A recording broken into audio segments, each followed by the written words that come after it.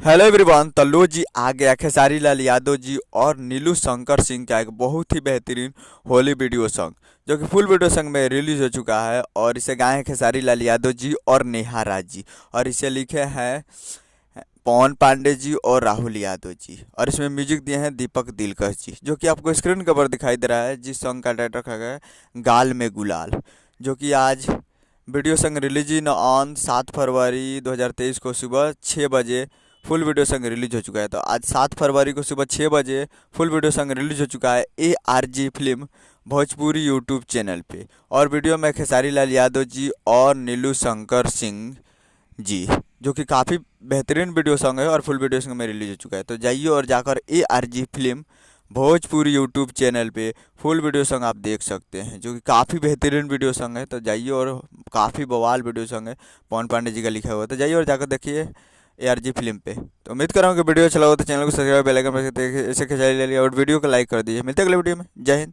Jai Bhojpuri.